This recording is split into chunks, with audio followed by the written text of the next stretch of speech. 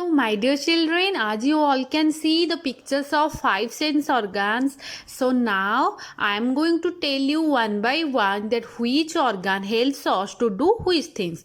So, the first sense organ, as you all know that we have five sense organ. So, the first sense organ, which is eye, it helps us to see colors. Okay, it helps us to know that which is black color, which is red color, which is green color. Okay, and our eye also helps us to find something, to see something which is nearer to us or which is far from us. Okay, to see all these things our eyes helps us. So next is ear. Our ear helps us to tell if a sound is loud, whether we are liking the sound, whether we are not liking the sound, whether someone is speaking louder. We can tell them that can you please speak softly, can you please lower the volume. Okay, and our because of our ear we can respond to someone, whether when ma'am is asking us something we respond to her because we can hear by our ear. Then the third thing is our nose. Our nose helps us to smell to smell good things, and our nose helps us to tell that whether the smell is nice or bad. Okay, so we can smell all the things around us because of our nose. Okay, and we can tell that perfume smells good but the garbage smells very bad. And then tongue. I know you all love you all love to eat food, good food, salty food, sweet food. How we know that whether the food is sweet or salt? Because of our nose only. Our nose tells us the taste of the thing, whether the thing is sweet or salty or sour or bitter. Okay, so because of our nose we can taste the things and tell the taste of the food. Then skin. Because of our skin we feel hot, cold, rough, smooth, hard, soft. Because of our skin we can when someone is trying to beat us, because of our skin we can feel the pain, yes or no, and we can tell that ma'am or sir or friends or parents, whomever you want to say, you can say that we are not liking, please don't beat us. Because of our skin we feel the hot, the cold, the rough part, the smooth part, the soft part. Okay, so our sense organ helps us to do five things which are seeing, hearing, smelling, tasting and feeling. Okay, that's why they are called the five senses. Hope you all understood. So now we will study about organ system. Okay, so beside the sense organ our body has many other organs, and these organs work in a group. Okay, so a group of organs working together to do an important job is called organ system. A group of organs, let me give you an example. When your mother try to make some masala for chili chicken. Okay, what she does, she mixed up so many things, onion, ginger, garlic, so many things, then she made a spice. Like that our body, when all the organs in our body, they work together to do an important job, and each organ has its own work to do. Okay, each organ has its own work to do.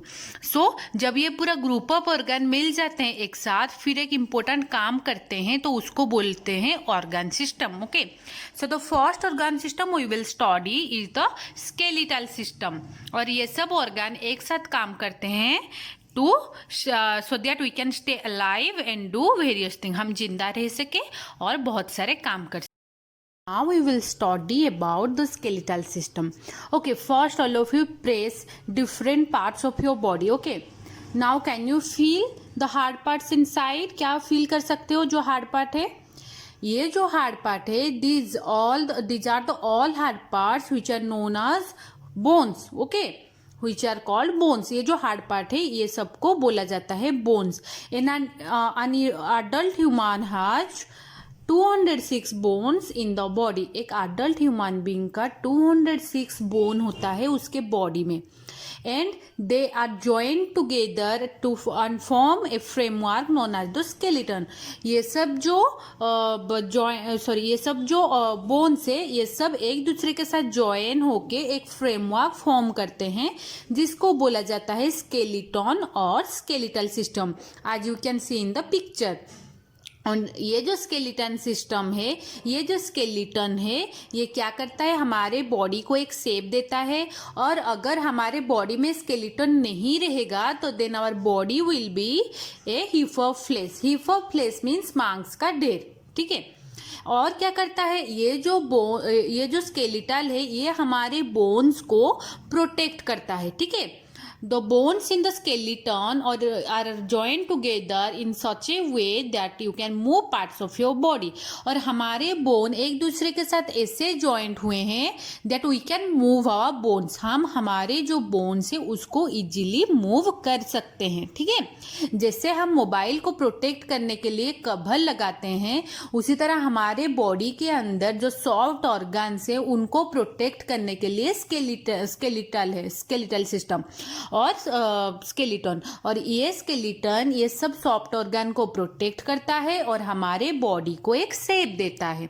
Hope you all understood. My dear children, now we will study about the muscular system. But before that, do one activity as shown in the picture. Place your left hand on your right upper arm, then bend and straighten your right arm. Are you feeling something? Something move? Okay, some part will be moved and the part which will move, that is known as your muscles. Okay, the moving parts are your muscles. When you will do this activity, the moving part are your muscles. Some of them are attached to your bones. They pull your bones to make them move. You need strong muscles to lift heavy things or to run fast. The muscles of your body form the muscular system. When if you want to run fast or if you want to lift heavy things, then you need strong heavy muscles, okay. And the muscles of our body form our muscular system, as you can see in the picture, that which part are known as muscles, and the whole muscles together forms the muscular system, as the picture you can see. Okay children, now we will study about the digestive system. Okay my dear children, have you ever imagined that what happened to the food that you eat? Okay let me tell you, जो भी खाना हम खाते हैं जब वो अंदर हमारे बॉडी के अंदर चला जाता है उसके बाद क्या होता है, ब्रोकन डाउन, मतलब ये ब्रेक डाउन हो जाके very small and simple pieces में कन्वर्ट हो जाता है और इसको बोलते हैं डाइजेशन। ओके इसके बाद ही हमारे बॉडी ये खाने को ऑब्जर्व कर सकता है और हमें क्या करेगा, एनर्जी देता है, ठीक है।